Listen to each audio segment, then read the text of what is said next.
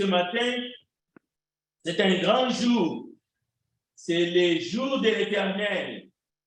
Et nous sommes ici réunis pour l'acclamer, pour l'adorer. Nous sommes venus pour nous prosterner devant son trône de grâce. Oui, il est digne de recevoir notre adoration. Il est digne de recevoir nos louanges parce qu'il est Dieu. Il est notre Créateur. Il a fait quelque chose vraiment que nul autre ne peut le faire. Il a envoyé son Fils Jésus-Christ ici sur la terre pour venir nous racheter de nos péchés. Et voilà pourquoi nous lui rendons gloire, honneur, hommage ce matin. Mais nous aimerions préciser, et c'est le thème de ce matin, que le Dieu créateur a choisi qu'à travers les seins d'une mère, créer l'être que je suis, que tu es. C'est dans les seins d'une mère que l'Éternel Dieu Tout-Puissant a choisi de créer tout être humain. C'est pour cela que David dit dans le psaume, « J'ai été tissé dans les seins de ma mère ». Alors, l'Éternel nous recommande et il est dit dans sa parole, « Honore ton père et ta mère ». C'est le premier commandement suivi d'une promesse. Donc, cette parole est solennelle. Et d'ailleurs, ce sujet, nous allons l'aborder avec beaucoup d'attention. Parce qu'aujourd'hui, dans le monde entier, le peuple du monde entier ont choisi cette journée pour honorer, pour rendre hommage aux mères, aux femmes. Cette fête a son origine. Et tout de suite, j'aimerais dire, pour ceux qui ont encore des doutes, il ne s'agit pas de l'origine de la fête que le monde entier fait, et pas le monde entier. Les dates varient dépendamment du pays que vous êtes, mais dépendamment aussi des croyances qui diffèrent. Et ici, nous ne sommes pas en train de célébrer une fête quelconque. Nous sommes en train simplement d'appuyer sur la parole de Dieu qui dit « Honore ton père et ta mère ». Et la parole de Dieu va plus loin. Honorez vos femmes. Cette parole s'adresse aux maris, tout comme elle s'adresse aux enfants. D'honorer les parents, et c'est bien distinct, père et mère. Alors, pour parler un peu de l'historique, parce que c'est là où la confusion, et nous voulons éviter la confusion. Et en parlant de ce sujet, nous ne sommes pas en train d'usurper la place du Seigneur Jésus qui est sur son trône. On sait pourquoi on est là. Mais nous sommes en train de vouloir comprendre les Écritures et de ne pas essayer de les tordre au profit du monde. Parce que le monde nous embrouille. Le monde est là pour empêcher, comme le frère Mike nous a dirigé dans la parole, lorsque quelque chose de bien est fait, et même si c'est le Seigneur qui l'a fait, le monde dit non, tu ne peux pas le faire, surtout pas aujourd'hui et pas là. Alors, il y en a dans leur esprit aujourd'hui, on n'a pas le droit d'honorer nos mères, nos femmes aujourd'hui, mais au profit du monde. Au profit de l'origine de cette fête. Non, cette compréhension des Écritures est malheureusement biaisée. Nous voulons d'abord reconnaître toute chose, mettre chaque chose à sa place. Je viens de vous dire, en ce qui concerne la fête, qu'elle soit religieuse ou non, biblique ou non, son origine nous importe peu. Mais que dit les Écritures à propos des femmes? Que dit les Écritures à propos des mères? Que dit les Écritures? Que nous dit Dieu? Dieu nous donne un jour qu'on va le faire et qu'on joue qu'on ne va pas le faire? Est-ce que Dieu nous empêche de le faire ce matin? Est-ce que les Écritures nous disent stop, vous n'avez pas le droit de le faire, surtout pas aujourd'hui, parce que la journée d'aujourd'hui est réquisitionnée. Par qui? Qui est l'autorité morale, l'autorité créatrice de la journée d'aujourd'hui, de ces jours-là, de cette date-là? Je ne suis pas en train de dire qui est l'auteur du calendrier grégorien. Je dis le jour et la nuit. C'est qui a institué le jour et la nuit. Cette journée, si nous sommes ici, c'est d'abord pour sa gloire. Et quand nous disons que c'est pour sa gloire, c'est pour tout ce qu'il a dit dans les Écritures et pour tout ce qu'il nous demande. Alors, j'ai essayé de regarder, j'ai ressassé, j'ai vu, je suis allé même dans la Grèce antique, je suis allé dans l'Asie mineure, j'ai vu des noms, je suis allé dans les matronalia, matronales, toutes ces choses-là. Ce n'est pas cela qui nous intéresse. Et dans chaque pays, les dates sont différentes. Maintenant, chers bien-aimés, la question que nous voulons nous poser, toutes ces informations, tous ces pays qui ont leurs croyances et qui fêtent aujourd'hui justement les jours d'honorer nos mères et les femmes, est-ce que ces informations empêchent-ils les chrétiens d'honorer leurs mamans, d'honorer leurs femmes aujourd'hui, en ce moment où on se parle? Là est la question. Et imaginez toutes ces dates-là qui sont réquisitionnées.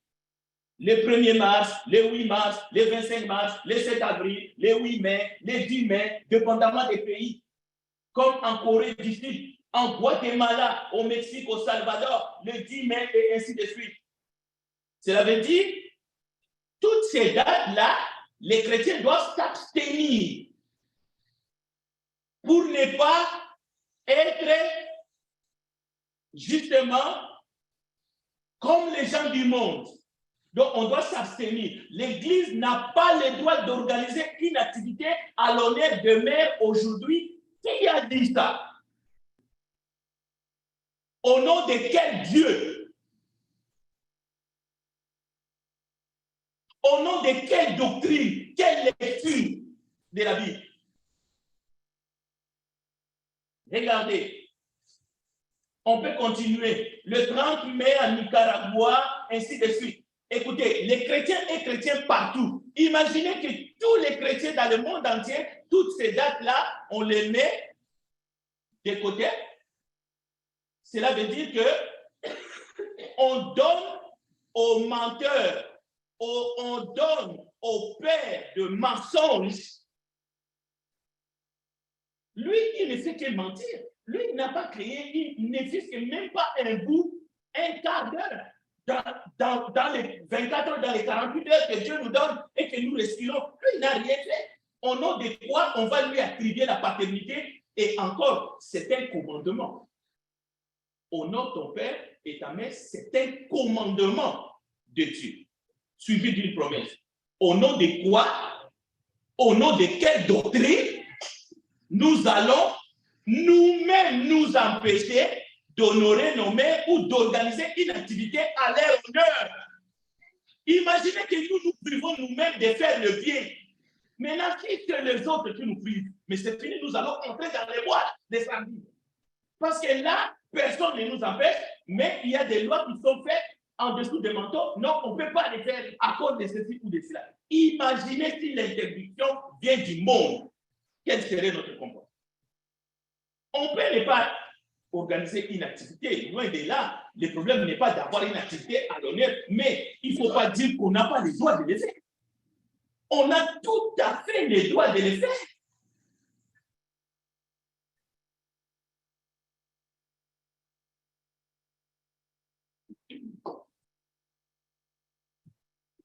Une activité quelconque pour honorer les mères ou les femmes, les jours de Noël, Non, c'est interdit. Une activité pour faire plaisir à nos enfants les jours de Noël, pour faire du bien, non, c'est interdit. Mais si vous êtes au Japon, dans les pays du soleil levant, comme les autres pour eux, le 25, ça ne veut rien dire du tout, mais là-bas, vous allez le faire, cette activité, pour faire du bien aux enfants. L'Église est conditionnée. L'Église est manipulée.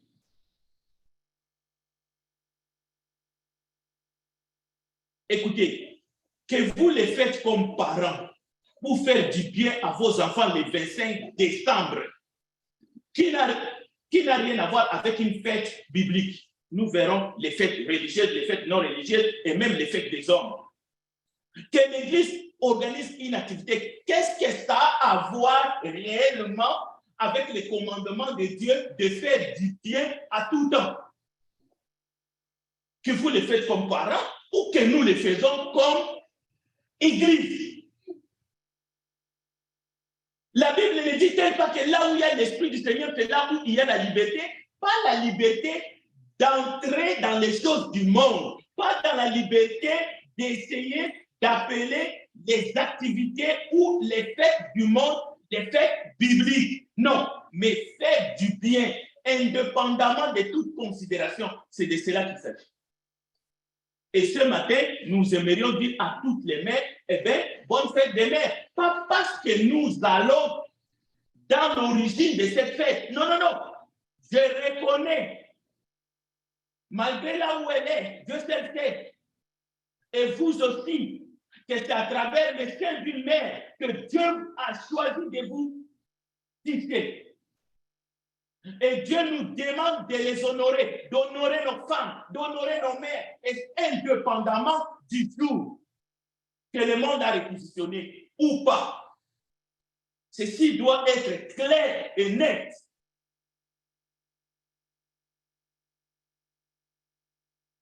En d'autres termes, l'Église ou dans un pays, par exemple, qui ne fête pas Noël, le 25, cette assemblée pourrait remettre des cadeaux aux enfants, cette date-là. Mais ici, non, c'est une interdiction. Non. Il n'y a pas de date qu'il faut le faire, spirituellement parlant, et il n'y a pas de date qu'il ne faut pas le faire. Il faut seulement choisir à tout moment, par reconnaissance, mais par des actions concrètes aussi. Il faut les faire. Il faut les faire. Si vous avez choisi un jour d'honorer votre épouse, d'honorer votre mère, et vous amenez un bouquet de fleurs, vous amenez votre épouse dans un restaurant. Oh, non, non, non, je ne peux pas le faire aujourd'hui parce qu'aujourd'hui, il y a une fête qui a origine Saint-Valentin. Donc, les jours de Saint-Valentin, toi, tu as lu quelque part dans la Bible, tu ne peux pas honorer ta femme. Non, ça, c'est des délires religieux. Ça n'a rien à voir avec la Bible. Est-ce que si les anciens d'une assemblée décident de donner un dîner au couple chrétien, il faut qu'ils choisissent les jours? Attention, surtout pas tel jour, telle date, parce que le calendrier a déjà réquisitionné ces jours-là, nous serons confondus à des païens. Non, cette manière de penser, je trouve que ça devient problématique dans l'Église. C'est à nous, les autres devraient nous suivre, mais nous sommes en train de nous conditionner en suivant le monde. Le frère Mike nous a conduit dans la lecture dans Luc chapitre 16, le verset 6 à 13. On ne va pas les lire. Vous voyez le problème qui est là? Le sabbat, c'était une fête, une tradition. Et c'était en vigueur. Mais notre Seigneur fait du bien. Mais il est reproché. Et même pas il est reproché, vous allez remarquer, il va signer son arrêt de mort. Et cette femme qui est une fille d'Abraham, et que Satan tenait lié depuis 18 ans, ne fallait-il pas la délivrer de cette chaîne les jours du sabbat? Tandis qu'il parlait comme ça, ses adversaires étaient confus. Mais il y en a qui réjouissaient Dieu. Mais dans Deutéronome chapitre 5, verset 12, il a été ordonné par l'Éternel, tu travailleras 6 jours et tu feras tout ton ouvrage. Mais le 7e jour, c'était le jour du repos de l'Éternel, ton Dieu.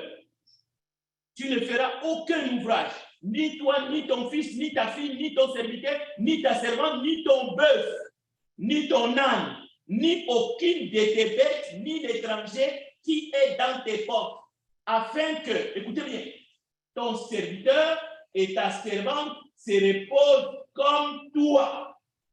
Donc, il fallait que l'animal en profite et se repose, point. Mais voilà, ils amènent la tradition. L'animal, selon l'exemple de Jésus, est tombé dans un trou.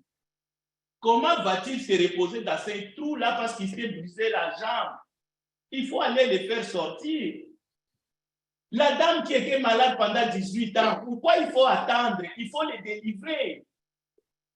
Savez-vous combien de bien fera à ta mère, à ta femme aujourd'hui pour tout ce qu'elle a supporté? Parce que c'est vrai. C'est elle qui a porté pendant 9 mois durant. C'est elle que Dieu a choisi pour que la vie commence en elle.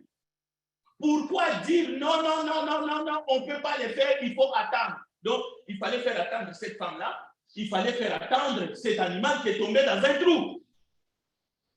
Voilà les fausses doctrines.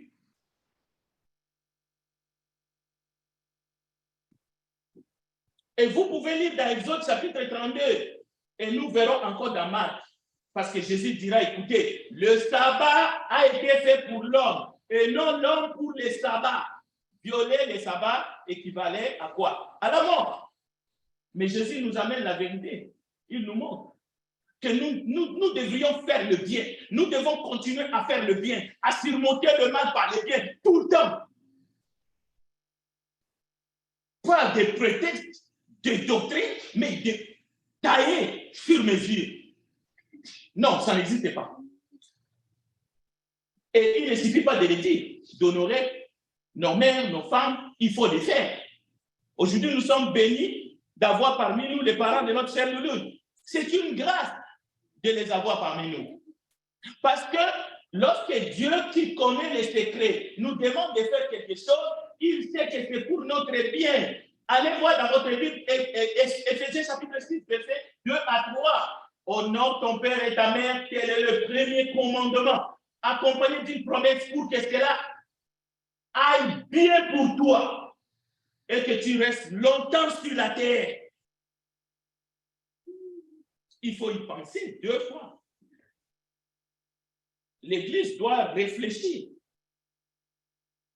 Et lorsque Dieu touche quelqu'un, et il veut qu'ensemble, nous puissions faire quelque chose pour honorer les dames, pour honorer les femmes, il faut crier, il faut dire, waouh, il était temps, il faut qu'on les fasse, et vite, vite, vite. Et non trouver des moyens pour essayer de dissuader et qu'on ne les fasse pas. Mais on va le faire quand? Il faut que ça se fasse. Aimer ses parents, leur manifester l'amour, aussi longtemps qu'ils sont vivants, et aussi garder leur mémoire, les honorer, même après. Voilà ce que Dieu demande pour toutes les générations jusqu'au retour de Jésus. Parce que c'est à travers eux que Dieu nous a donné la vie. Bien que nous savons que la vie émane du Créateur, mais Dieu a voulu que c'est à travers eux, c'est à travers elle. C'est pour cela qu'on a appelé Ève la mère de vivant.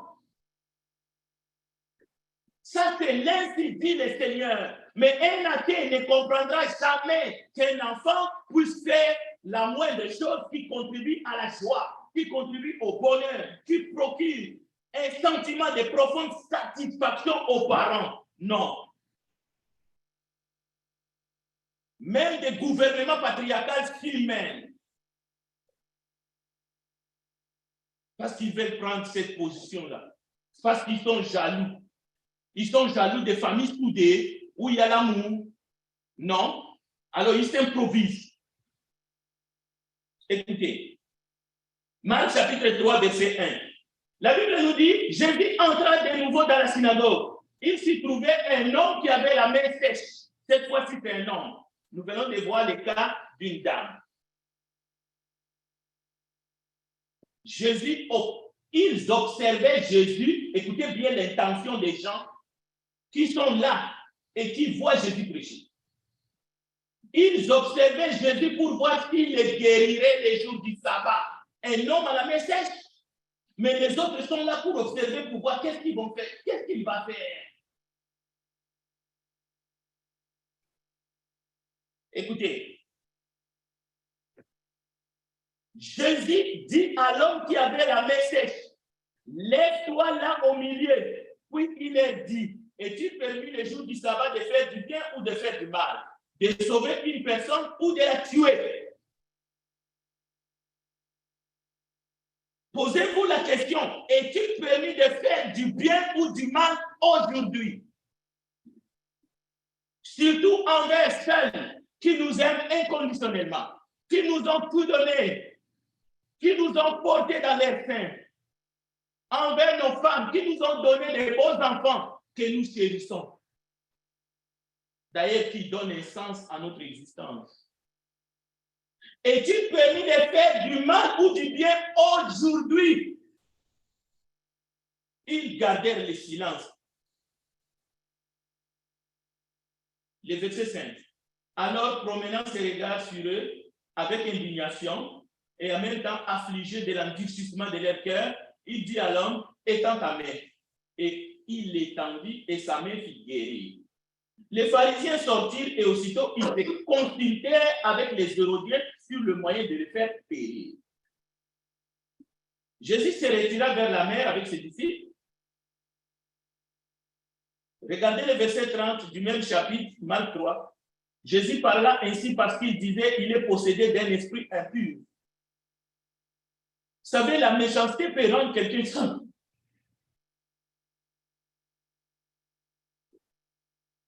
Le verset 39, la foule était assise autour de lui et on lui dit, voici ta mère, voilà, voici ta mère, Jésus, et tes frères sont dehors et te demandent. Et il répondit, qui est ma mère et qui sont mes frères? Puis jetant le regard sur ceux qui étaient assis tout autour de lui, voici, dit-il, ma mère et mes frères, car quiconque fait la volonté de Dieu, celui-là est mon frère, ma soeur et ma mère. Il y en a qui ont utilisé ces textes pour mépriser leurs parents, leurs mères, leurs pères. Écoutez, c'est diabolique. Ce n'était pas l'intention de Jésus. Parce que Jésus n'a pas méprisé ses frères, ses soeurs, même pas sa mère. Loin de là. Jésus n'a pas méprisé Marie. Mais écoutez, l'enseignement qui est ici, écoutez, en plus d'avoir une mère qui nous a portés pendant 9 mois et qui nous a mis dans ce monde, qui nous a introduits dans ce monde, c'est-à-dire en plus d'avoir une mère biologique et un père biologique. Mais si vous avez encore une mère avec qui vous partagez la même foi, qui vous a inculqué la foi en Jésus, qui vous a tenu à la main pas à pas et vous a dit, écoutez, c'est ça le bon chemin, et qu'aujourd'hui vous êtes en Christ. Savez-vous que vous l'avez 2 fois mère? Vous l'avez 2 fois mère. Vous avez des parents, vous avez un père qui vous a montré la voie du salut. Alors, vous ne devez pas réfléchir que je vais l'honorer aujourd'hui. Nous ne pouvons pas faire une activité pour elle parce que le monde va dire ceci, le monde va dire cela. S'il vous plaît. Faisons seulement. Cherchons de les honorer. Trouvons la manière de les faire. Et honorer nos mères. Alors, quelqu'un est en train de penser déjà à la fête des pères. Je ne suis pas en train de faire l'apologie des fêtes. Hein. Je suis en train de vous dire, écoutez, ces fêtes-là, au moins, ce sont des opportunités. Parce que nous venons d'entendre dans l'étude que notre frère Kerry nous a dit que nous sommes pris dans les trains. Cela veut dire que c'est un bouet de sauvetage. C'est comme si on vient devant nous et on nous dit, hey, c'est la fête des mères, réveillez-vous. Et vous, maintenant, vous dites non. L'origine est diabolique.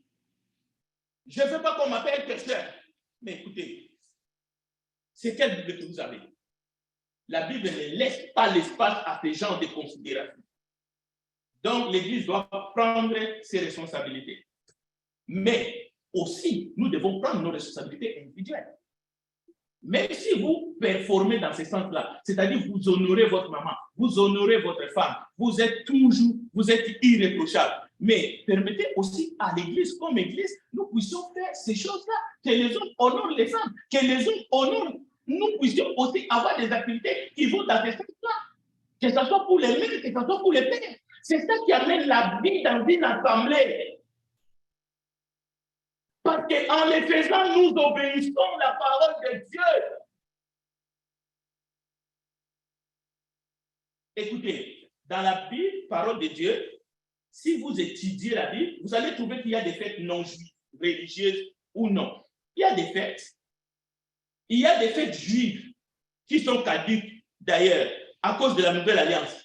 Mais il y a des fêtes non juives. On peut les citer. Mais il y a aussi des fêtes inventées par les hommes avec des croyances qui sont plus ou moins fausses. Maintenant, la question, c'est que dit la Bible? Quel doit être notre comportement? Les textes, il y a des textes qui disent que Paul était indigné dans Galates. Il dit, vous observez les jours, les mois, les temps, les années, je crains d'avoir travaillé inutilement. Parce que les Galates, dans l'observance de ces choses, ils ont commencé à vouloir imposer cela aux chrétiens qui n'étaient pas d'origine juive. Mais en même temps, Paul va dire, plus loin dans Colossiens chapitre 2, verset 16 à 17, écoutez bien, que personne donc ne vous juge au sujet du manger ou du boire, au sujet d'une fête, d'une nouvelle lune ou des sabbats. C'était l'ombre des choses à venir, mais le corps est en Christ. Cela ne veut dire pas qu'il faut aller maintenant dans les fêtes des morts, il faut fêter. Non, non, non, loin de là. Comment est-ce que nous devons nous comporter comme chrétiens, la famille de Dieu? Vous ne pouvez pas ne pas faire le bien, parce que si vous le faites, vous serez confondus ou taxés comme étant de non-croyants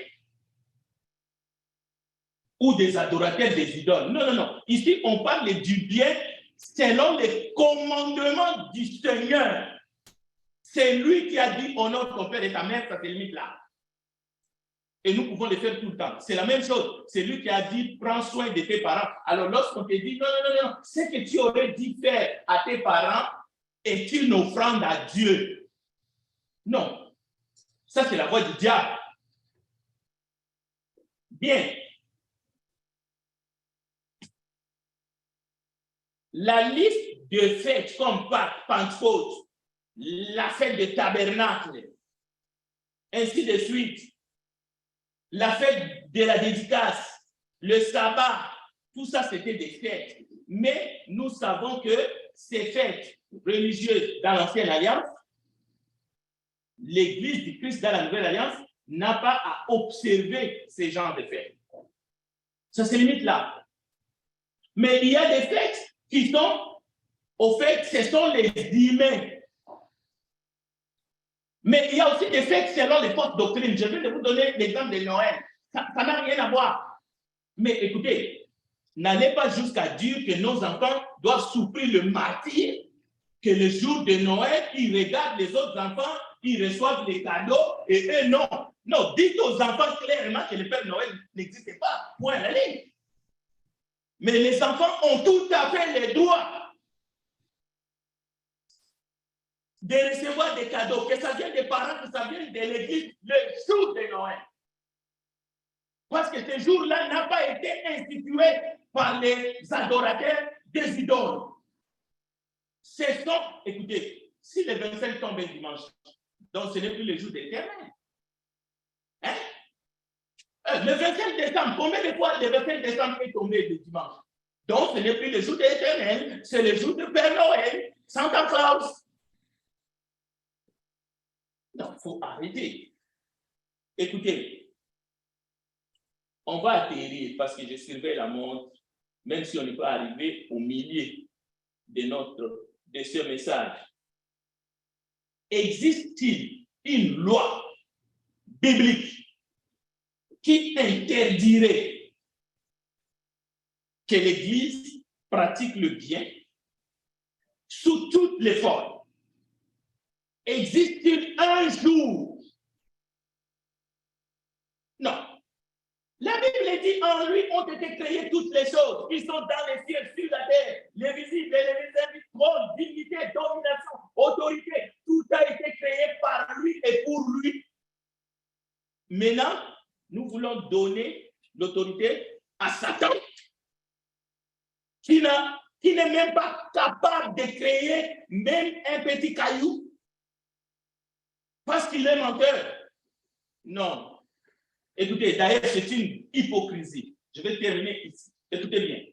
Pourquoi c'est une hypocrisie? Les publicités de l'Église sont faites où? Sur Internet.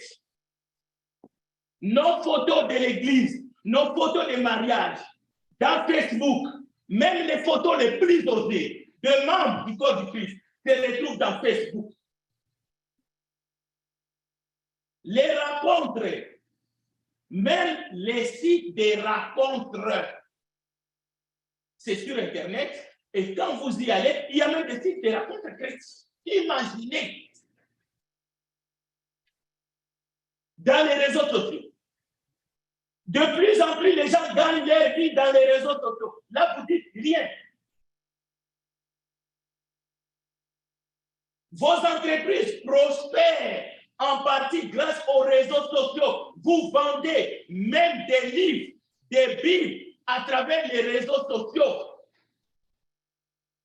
Et vous achetez maintenant à travers les réseaux sociaux, chrétiens ou non. Mais c'est toujours dans les réseaux sociaux où on trouve les discours pour soutenir la guerre. Les films, même les films pornographiques, c'est toujours dans les réseaux sociaux. Là, vous dites rien. Alors pourquoi si l'Église ne sort pas là-dedans au complet, à 100%, même à 1000%? Lorsqu'il y avait la pandémie, comment est-ce que nous étions capables de garder les services ouverts? C'était à travers les réseaux sociaux.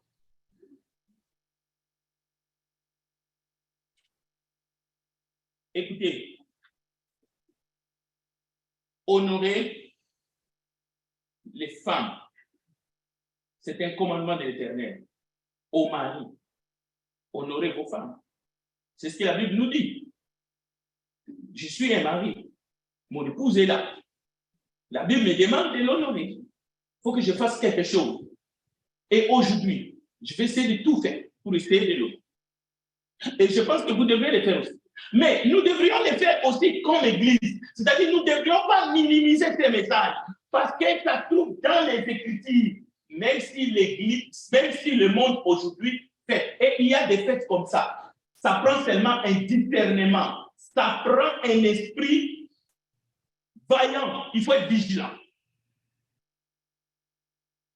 Parce que, écoutez, l'Église, c'est quoi finalement? L'Église, c'est le corps du Christ. C'est nous qui sommes réunis ici ce matin. Hein? Nous sommes ici pour faire la volonté de Dieu. Alors, faisons-la. Honore ton père, honore ta mère, honore les femmes, peu importe les jours de la semaine, peu importe encore un jour qui a été décrété par un gouvernement. Que ces jours soient dans les calendriers ou non, Dieu demande seulement aux hommes d'honorer les femmes. Et Dieu demande aux enfants d'honorer leurs parents, c'est-à-dire leur père et leur mère. Vous savez quoi? Voilà la foi simple des enfants. La foi qui ne cherche pas de midi à 14 heures. Au fait, déjà, disons-le, nous ne le faisons pas assez, nous ne le montrons pas assez. Nous devrions au contraire grandir dans cela. Et allons-nous nous mettre encore des bâtons dans les roues, nous mettre? Au contraire, notre prière ce matin, que Dieu nous aide, sincèrement à pratiquer, à mettre en pratique sa parole. Que vous soyez un enfant, que vos parents soient vivants ou pas, que vous soyez encore célibataire. Pensez-y que l'homme avec qui je peux me marier, que la femme que j'ai épousée et que je dois vivre avec elle, la parole de Christ me recommande de l'honorer. Jésus-Christ est assis sur ton trône. Lui, il a besoin de notre adoration. Il a besoin qu'il soit glorifié. Le Père a besoin de notre adoration. Mais sa parole nous recommande d'honorer nos femmes, d'honorer nos parents, quel que soit leur âge. Que Dieu bénisse sa parole et que Dieu bénisse son Père. Chantons et nous allons prier et demander la grâce de Dieu ce matin, en particulier pour nos mères, pour nos femmes, pour nos jeunes filles et tous ceux avec qui nous partageons la grâce du Seigneur. Que Dieu vous bénisse. Amen.